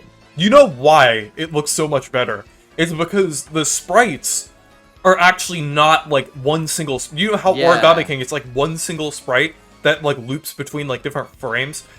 In Thousand Year Door, as well as Super and Sticker Star, and they kept this in the remake, the fact that they're like paper dolls that have different moving parts, meaning that there doesn't have to be as many like different sprites, meaning that this like the game doesn't have to take up like it doesn't have to use up as much storage, and the game can that's another thing too. the game can display these at a higher resolution while having actually a better effect than the sprites that Origami King Color Splash had, where it was like stop motion. It was like moving at like 1 frame. It was like a very choppy frame rate with their walking cycles. Yeah. And while I do respect the artistic decision, because that was I guess they wanted it to go more like stop motion style. But honestly, like it doesn't really, in my opinion, work for a game like that because, you know, they don't really play into that as much. It feels too artificial, in my opinion. I feel like this, like the Paper Mario art style flourishes more from these more expressive animations. And like Thousand Year Door definitely took advantage of that. Like not only did these models and like sprites look high resolution, they look HD rather than a little blurry than like, because you know how the sprites kind of look in Origami King? If you look at them up close, they look a little blurry because they are fairly they aren't the highest resolution. But like the ones in Thousand Year Door, they're like at least double the size of the ones in like they're very high quality, and like the animations, and, you know, the animations are incredible. Like you have like all these like characters that are like laughing and like just talking or dancing, singing. Yeah, there's so many that they added. It's like crazy how much they've added. Like the fact that they added so many animations and poses and expressions on these old designs is like really goes to show how much they care. And like they don't look weird either too. It's not like, oh, it looks kind of weird. Like it's not like they understood the older designs, right? Yeah. And they did such a good job at tweaking even like, I think there was some issues with some character but designs, I believe. I think they fixed them all because they redid them all, right? So they made the game just a modern game, right? Like they improved everything about it. And you know, it's the perfect game that we have to, you know, really round out the library of Switch, because, you know, it really felt like Paper Mario was the only thing that we weren't really gonna get on the Switch that was gonna be, you know, what we wanted. Yeah, like so how it's great to have that. Yeah, honestly, like, you know, while Origami King is a good game and I like respect some of the good decisions that it made, at the same time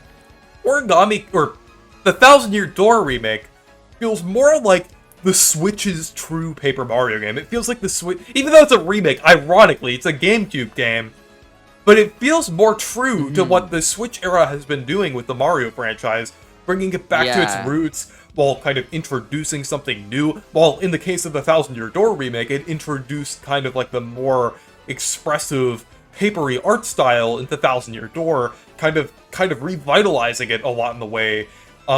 So it really feels more like the Switch's Paper Mario game rather than Origami. Origami King feels more like a Wii U game. Like, not really. It does. It's kind of like, it's in the in-between, like, limbo, where it's like, it clearly is kind of like Color Splash, but better.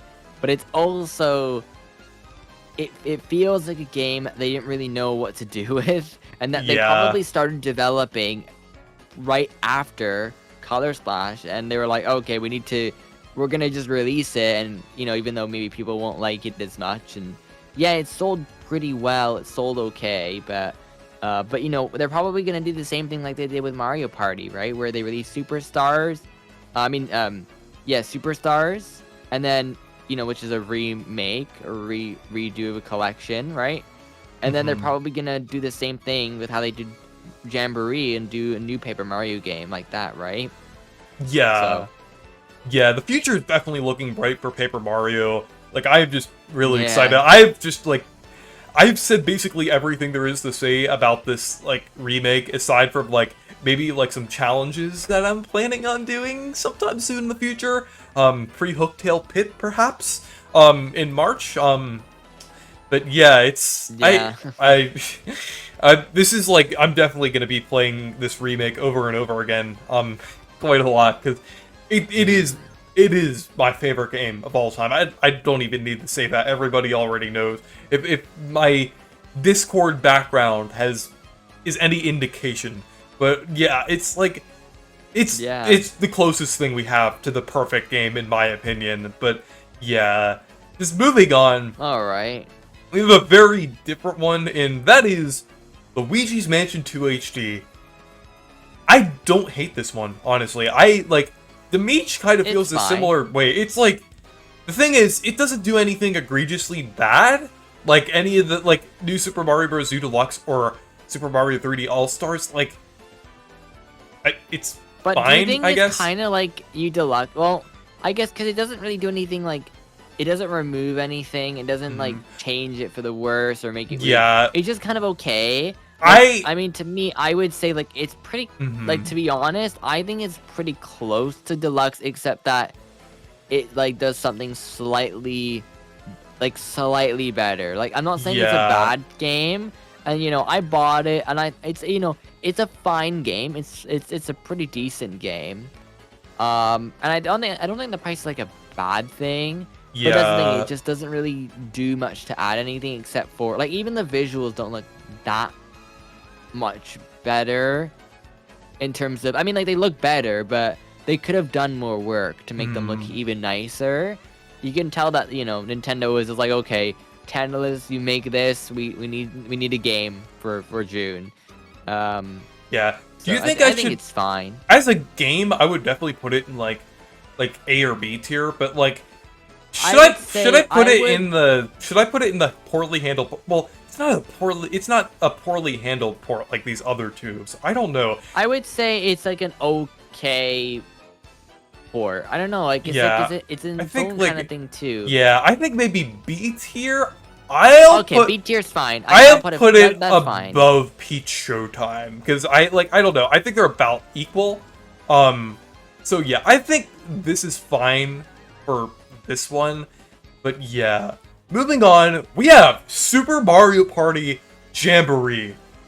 This is incredible. Like, it is the perfect Mario Party game. I know you actually haven't played it yet, since you... I've not played it yet. Yeah, because you're waiting for them to remove the banner on the box art, which is valid. Yeah, I mean, that is kind of... I just... Well, I'm like, I'm not in a rush to play it, and I know that they're gonna make that version quite soon. So I'm like, eventually I'll get it. I just don't want to buy it and then like, oh, by the way, like that always happens to me where I buy it and then it's like, then I'll find a copy of it and it'll be like, oh, I could have just waited a little bit more and get it right. Maybe I'll find a copy soon. I mean, I don't know, like, where copies are or, in terms of that version. I don't know if there are any yet, but eventually I will play it though. But I'm not in a super rush. Mario Golf. Yeah. But Super Mario Party Jamboree, basically, like, even though it has Super Mario Party in the title, it is literally only a sequel to Super Mario Party in name. Everything else is basically a sequel to Mario Party Superstars. I find the name weird though. Why did they go with Super Mario Party Jamboree? Why didn't they just go with it's the sales. Mario Party Jamboree. It is absolutely because of how well Super Mario Party sold. But the weird thing is... It is because of that, but it's kind of weird. The weird thing is, it would have sold well anyway. It probably would have sold just as well as it's selling if it was just called Mario Party Jamboree. I don't know why the Super has to, I don't know why that's so important. I don't know. It just seems kind of unnecessary to me. Can you call it Super Mario Party Superstar? Maybe they wanted to do it, but they're like, oh, if we put Super Mario Party Superstars, it's kind of weird. But yeah, I do find it strange. I think they should have just called it Mario Party Jamboree. I think that's what a lot of people call it anyway. That's how I call it. That's what I call it. I never say Super Mario Party Jamboree. I always say Super Mario Party or I just call it Mario Party Jamboree. I mean, they did it because of the name recognition. Yeah. Right? Super Mario Party Jamboree. I mean, I guess the reason they did Super Mario Party was so that we didn't have to call it Mario Party 11 or something. Yeah. But right, and again, I guess it's fine, but I guess it's okay. I mean, it's just a name. But, yeah. You know, I just find it funny because, like, I guess will there ever be another Mario game with just Mario Party in it, like Mario Party Superstars 2? Are they gonna do that, or I don't know. Yeah, but Jamboree, like, I feel like it's the definitive Mario Party game. Like, the board gameplay is excellent. It is, like, up there with Mario Party 6 and Mario Party 3 as, like, some of the best board gameplay in the series. The boards are great. You have, like, Rainbow Galleria, returning boards like Western Land, which is a fan favorite. Like, even, like, Goomba Lagoon is pretty fun as well, even though some people don't like. I don't know why. I just see people saying they don't like it, but I've never actually heard an actual opinion on Goomba Lagoon. But I think it's a pretty fun board. All of the boards are really good, I would say. Like, they're... Well, actually... there's, like... That, like... Is there one... Yeah, I would say Roll'em Raceway is a little weird. I would say it's not bad. It's just kind of okay. And Mario's Rainbow Castle is also kind of okay, I would say. There isn't any bad It's parts. a classic, right? Yeah. It's a remake. Yeah. But, yeah, it is, like, there's so many modes, too. Like, Koopathon, like, Bowser's Kaboom Squad. They're all really fun. I have, like, 40 hours in this game.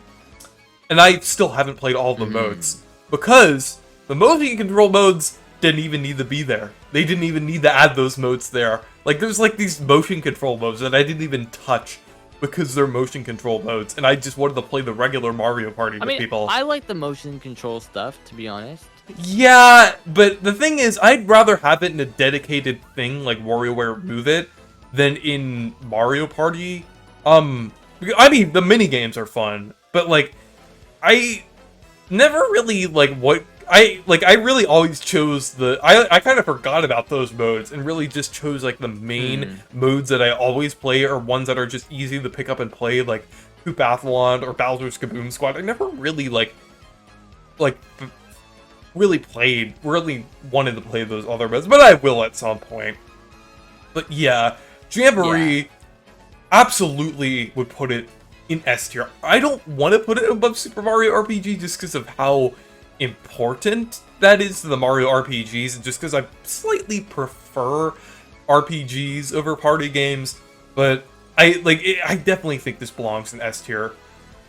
Then moving on. Yeah. But moving on, we have Mario and Luigi Brothership. I'm not sure if you would agree with me on this one, but I think this is another one that belongs in S tier. Because it, like... Really? I'd probably put it on... I'd put it on A, like high A. That's to me where I'd put it. Like, it's a fun game, but like... I mean, I know I have not finished the entire thing, but, you know, to me, it's like... It's not like really grip me that I'm like, oh, I need to play it, you know? And I think that's the thing, right? Thousand Year Door, it's like I had to keep playing that. It was so much fun. Yeah. Same with Mario RPG. But this, I feel like, I don't know. Well, this game, I think it's more of a game where you kind of, like, have to get into it over time. Right? Yeah. It's like, back when the game came out, I, like, kind of had, like, played it for, like, hours at a time. And kind of did get some progress while I was playing. And, like, the final portion of this game really elevated it for me. Because this is honestly one of the best stories in any Mario game. Like, I'm not exaggerating.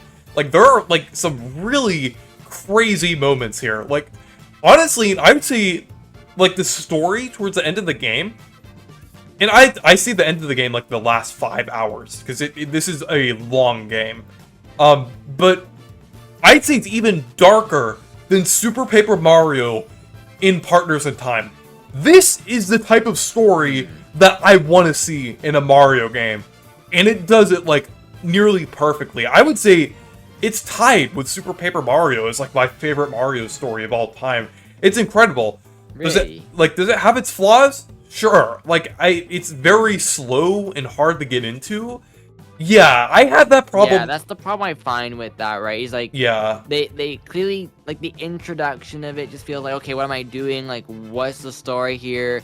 Right? Whereas Thousand Year Door, it's like, okay, here's the intro, here's what you need to know. It gets right into it, and then you start learning stuff. Whereas in this game, it's like, oh, I don't know, just near Mario, walk around, I guess, maybe the story will happen. Like, that's the main difference, right? Where I feel like Thousand Year Door is written like a book, right? It's written like a chapter. like chapters. It's written like a story. Like if you could turn it into a novel, you could, right?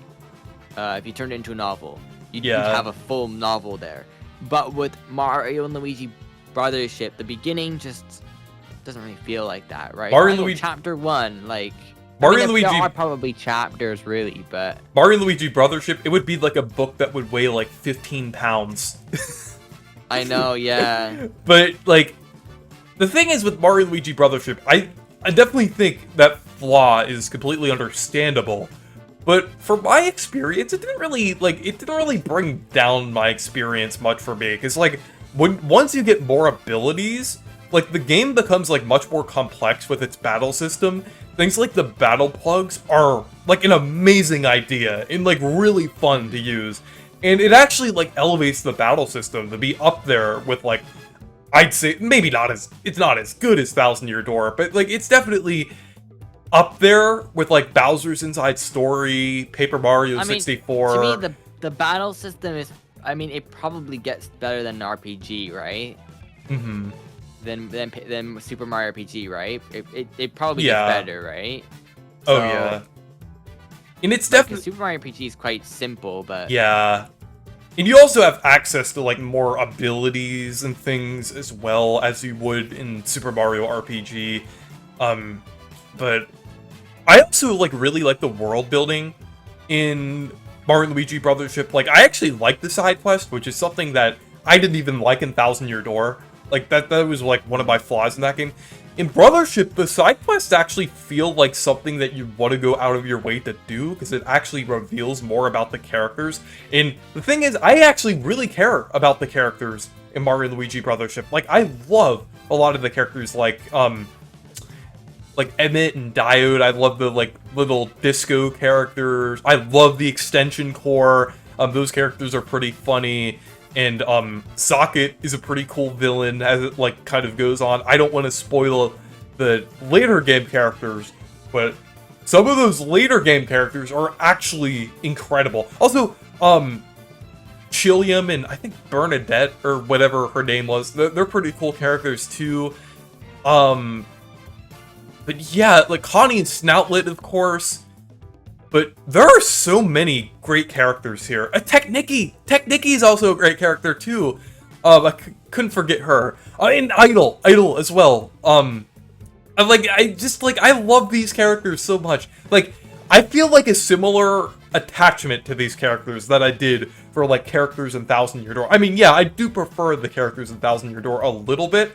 But, like, I just love the characters of Brothership so much. It's just, like, definitely elevated the game for me. And I feel like it's something you kind of have to, like, it kind of grows on you over time, I would say. Because, like, at first, they're like, there's, like, like, a character you come across, you do something for them. Right? Where it's like, you know, it hasn't done that much for me right now, but I think it's probably something I have to put a lot more time into, right? Yeah. But, you know, to me, I think it's one of those games where it's more pick up and play, right? So, yeah. I mean, that's how I look at it, right? But I think it's a pretty solid game. You know, to me, I'd probably rank it high A. I'd probably put it, but if you want to put it, you know, an S, you know, I'd probably, if I were to put it in S, I'd probably put it above maybe Super Mario RPG, just around there. Yeah, that's a good compromise. Like, in my personal, like, favorite games of all time, like, I would probably put it, like between, like, around Mario Kart 8 Deluxe. But objectively... Yeah, but it has some flaws. It has some flaws, and, like, objectively, I would put it kind of, like, a little lower in S tier. I would say it's still an excellent game, but, like, I definitely understand, like, with those flaws. Yeah. Though. I'd say, like, around Super Mario RPG. I would say it's better than Super Mario RPG, though, because, like, Super Mario RPG, well, it is a great remake. I feel like it's Brothership... a fine game. Like, it's just a simple RPG. It's a good starter, right? Brothership... it's a good starter game. But I'd say, Brothership's better. I just, to me, think that games like Luigi's Mansion 3 is a better game in terms of the experience and everything, right? Like, you know...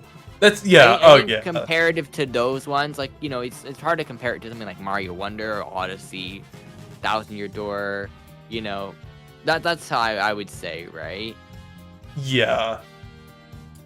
Right? But, something where it's like you have to look at the quality and you have to look at the content, right? Mm-hmm. And then finally, moving on to our final game here, Donkey Kong Country Returns HD. I'm gonna be completely honest. I think this should probably go in the poorly handled port. Yeah, and I mean, I was gonna say that too. Yeah, because the thing is, like, I think like people are saying it even looks worse than the original. I mean, like, I haven't played it. I can't really say for sure, but I mean, to nitpick a few more visual things here, like, oh, the grass is slightly like darker. It's like, okay, I mean, yeah, they should have maybe gotten Retro to do it. I think Retro would have done a better job than for is it for Forever Entertainment did it or whatever? I think. Yeah, right. Isn't it Forever Entertainment? Yeah. Because I feel like, let's see, Returns HD. I think it was done by, Forever Entertainment did it. They did the remastered version, which I think is fine. I mean, wasn't a lot of resources, but that's the thing. I don't think it should be that expensive. And, for example, I did see a bit of marketing for it too. Nintendo's really marketing this game. So I think it's kind of funny that, like, it's like, oh, look at they have a new game, right? I mean, it says HD, so it's kind of hard to market it as a completely new thing. Yeah. But, I think it's a fine game. I think, I mean, the game's been re-released so many times. I mean, well, it's been re-released twice now on the 3DS and now this version. But the biggest improvement though of this game, which really give it credit, is that it has those 3DS levels. So it does. It's like the definitive version. They could have called it something like, Donkey Kong Country Returns HD definitive thing. They could have done something like that to market. However, like, everything's here. However, I think that's overselling it a little bit because the 3DS levels, that's only like 3DS had everything. Yeah, the 3DS was really like sure, it did have some new levels, but that's only like 10 levels. If it was like if it was like a big upgrade, then sure, definitive edition would make sense. But I do think that might be overselling it a little bit if it has like that like.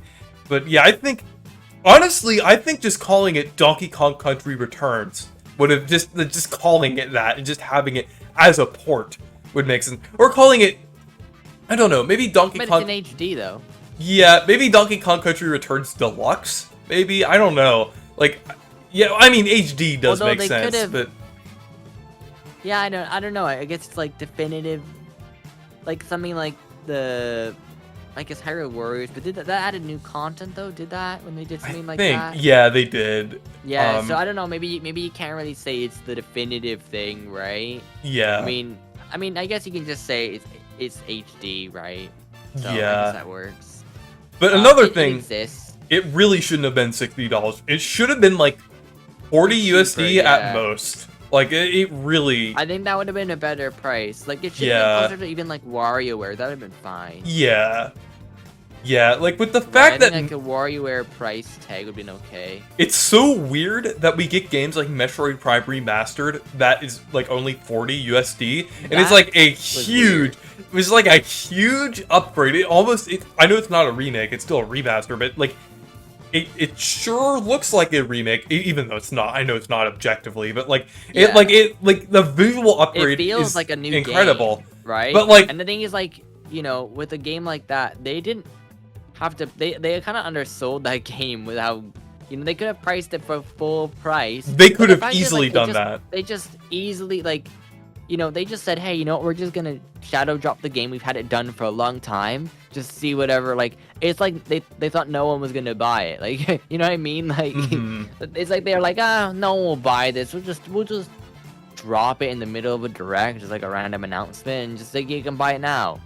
And people did that, and it sold pretty decently. And hopefully we get the other ones of that. But I think it's pretty awesome how they did that, and they could have done it to these other games, but maybe the brand, right? It's all about the brand. Like, they don't want the brand to be worth less. right? Then I'll be like, oh, it's premium. But to me, it's like, you know, if some kid goes into Walmart or GameStop or whatever, and they're like, oh, I want to buy a game, right? Or they get one game to buy. It's like, you know, are they going to be like, I can pick Mario Odyssey? Or I can pick, you know, Mario Strikers Battle League or Donkey Kong Country's Returns HD or New Super Mario Bros. U Deluxe. Yeah. Right. Or they could buy Thousand Year Door, Odyssey, or Mario Wonder. Right. It's like, you know, that I think is kind of weird, right? Because it's like they're not on the same level, but they're the same price, right? But Nintendo kind of views Mario as that, which is why no Mario game is usually low, except for if it's Ubisoft's games. Yeah, it's just so weird how they have such a premium thing with Mario. Like, it's like, and I think some games sales have even suffered from that to a degree. I mean, not really, because the Switch era has been doing really well, but I feel like some games could have sold more than they Luigi's Mansion 2 HD. Luigi's Mansion 2 HD, that kind of underperformed for a Luigi's Mansion game. That could have easily sold 3 or 4 million if they priced it. I think the biggest thing is you know, maybe we'll see it now with the Switch 2, but what I will say is you know, with the Switch 2 coming out, will Nintendo decide to just cut a bunch of these? I think they should, because they could sell so many more copies of these games. Be like, wow, look how much we're selling, and sell more copies of, sell more systems for a cheaper price. So hopefully they do that.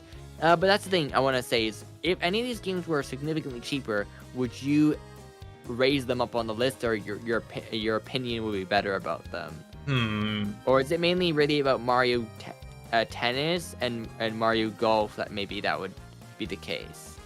I don't know, because I mean the thing is with Mario Tennis and Mario Golf, they're just kind of they're good, but they're not I don't think they can get too much better, I would say. Honestly, I mean, I think the list is solid. I don't really think there's a problem with it. I'm just saying that, you know, sometimes it's funny when there's reviewers and they talk about oh, this game, it sucks, but then it's wait, but it's only a $20 game and it has a lot of content, but you want even more from it, you know what I mean? Sometimes making sure that you're ranking a game based off what it is and not what it isn't, right? So, but I think, you know, when it comes to this list, I think this is pretty solid. I don't really think anything is oh, that's off, right? You know, maybe you know, maybe we're missing some hot takes oh, Mario Wonder in D tier, you know, maybe we're missing that, but you know, maybe it's it's been 6 months. Can we all agree that this game was kind of mid? It's yeah. But yeah, I maybe think... then we'll get into a Sir Musty's video. If we see that. Yeah. Imagine if Sir Musty watches this. Yeah. Hey, Sir Musty, if you're watching this, hey. What's up, gamers? Yeah, What's up, gamers? Yeah, happy, I'm trying to think of something for February. Flying Demeech February, I guess. Happy Flying Demeech February, where Demeech grew wings for some reason. I don't know. But yeah, Flying Squirrel February. Flying Squirrel February. Yeah, but yeah, I think this list looks pretty solid, I would say. There's not really anything that I would change. I'd even leave that blank D tier there, because I think Battle League deserves it, honestly. It deserves to be so much. I don't think there's any I mean, would you put Battle League on D tier though? Would you do that? I kind of wanted to signify a gap, because if I remove this, it would look like these games are too low, and I don't really want to show that. I don't know. This is Battle League. I'd probably give a I don't know, maybe a 4 out of 10. This next one would be a 5 or 6 out of 10. This would be 7 out of 10. This would be 8 out of 10. 9 out of 10. I think it's fine. 9.5 to 10 out of 10. That's kind of how There's no bad Mario game, really. I mean, you know, there hasn't been oh, this Mario game's a 4 out of 10. I mean, I don't think Nintendo would even release that, right? Yeah. They're low. Really, they're like the worst game you can say with the Switch era is probably everybody went to Switch, because even Nintendo is having second guesses of releasing something like that. So really, there's no game I would really put in D tier. I know some people like to kind of stretch it where it's like, oh, we're gonna put Mario Party in D tier. It's like it's not really D tier, right? It's like. Yeah, the thing is, like, I don't really want to give Battle League, like, I don't really want to put it anywhere higher just because of how, I really don't like what it represents. I think it's fine like that. Like, it's just kind of like a game where it's like they needed more time with it and they didn't get that. Yeah. I don't think Next Level Games wanted to make a game that was just mid. I think they probably wanted to make something a lot better, but for some reason they were only allowed a certain amount of time to make it. Yeah. And to move on from whatever they were working on then to something else now. I don't know what they're working on now. Maybe it's something big. Probably is Luigi's Mansion 4. They probably put them right to do that and just got them to do that. But it just really is disappointing, right? I know Nintendo acquired them kind of around that time, right? When they made that game. So maybe, maybe they'll make another one. But I think at that point, when you make a game that's kind of just worse than like the previous ones in terms of content, then it's like, I think it's a bit of a problem. Though the one thing is about Mario Strikers Battle League, at least it's not Mario Strikers Soccer League. Have you heard about that game? Of course. Like the new classic. Isn't that weird bootleg Xbox game? Yeah, it's like not even playable because it's like it looks like it's meant for tablets or something, but it's on Xbox. So it's like completely unplayable. It's like completely AI. It's like it's horrible. When are you playing that one? I think I sent it to you as well. Because I think you need to play that game. It looks pretty awesome. Yeah, I should review it on the channel. I'll probably enjoy it more than 1,000 Year Door. But yeah, it's like Mario. You can't even make out what Mario Strikers Soccer. They're like AI. It's Mario Strikers Battle League, but like slightly change it. Like copy the homework. Oh, and there's like your game name here. They put literally a template in the game. So we literally have to guess whatever the AI is saying there, like whatever the title is. Mario Strikers is literally just what the AI generated out for its title. Yeah. It's like the description. They told it to write a description with your game name here, and actually they just copy and pasted it. They didn't even put the game's name in there. So that's nice. Maybe that's a better game, We should try playing it. Yeah, anyways. Alright. I think this looks pretty good. It's like, I think it's pretty solid overall. There's a lot in S tier, because there's a lot of great games on the Switch.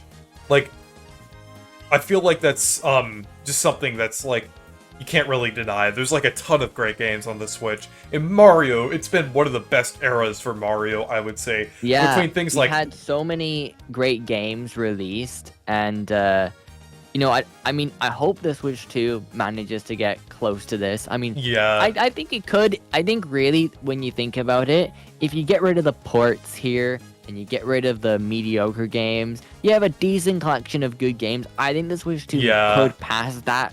Yeah. Right? We might not get as many quantity or remasters or whatever, but I think if we can get close to like the S tier stuff, I think we'll be okay. Yeah. And like the thing is, like we already know that the Switch 2 is going to have something that the Switch 1 didn't, and that is a completely original Mario Kart game. So, like, it already has that going for it. So, I mean, like, it already has a head start. So, I think there's, like, quite a lot of... I definitely have a feeling that the Switch 2's Mario library is just going to be as good. I think it hinges on, like, the Mario RPGs a little bit. Hopefully, they'll keep it up during the Switch 2 era. Hopefully, a good Paper Mario game. Hopefully, another Mario and Luigi game. Maybe even a follow-up to Super Mario RPG. We'll just have to see. Yeah. But yeah, I mean they've got the groups to do it, right? Nintendo's very good at coordinating when to release games and what kind of studios to work on certain games at certain times, which is something that other game console publishers should take note of. And hopefully we'll get a ton of new Mario games to take a look at. And I don't know if this will be the last. Do you think Donkey Kong Country Returns is the final game for Mario? I honestly don't think so. I don't think so. I think there could be something very small. Honestly, I would technically consider this a Mario thing. I feel like the last thing we could get, I'm gonna guess, if we get one more game, it's gonna be Mario Baseball. If we get one more, I think that's the best chance we have of getting one more new one, because really, unless it's like some maybe Yoshi's Woolly World remaster or something, or port or something like that, I think really I'm gonna pick Mario Baseball and Mario and Yoshi's Woolly World is the last ones, because I don't think we're gonna get any more other than those. Yeah, with Mario Baseball, they might want to save the sports games for the next console, because it's good to push like a multiplayer thing. They might need that for because remember, Aces came out pretty early too. It came out within almost the first year, so they may decide to just save that for a little bit later, right? So for a gap, right? But if I were to guess for any two Switch games of Mario, it'd probably be those. But I think Donkey Kong might be the last one. Yeah. Unless they decide to do something for the Mario 35th, not 35th, 40th anniversary. 40th. We went back in time for the pandemic, but but anyways, I think this list looks pretty good, and it basically kind of sums up our thoughts on Mario games from the Switch era. But anyways, thank you guys for watching this video. Make sure to go subscribe to Anton Retro, and make sure to subscribe and check out my Discord server and Blue Sky if you want to. So yeah, stay perky. And I'll see you in the next video.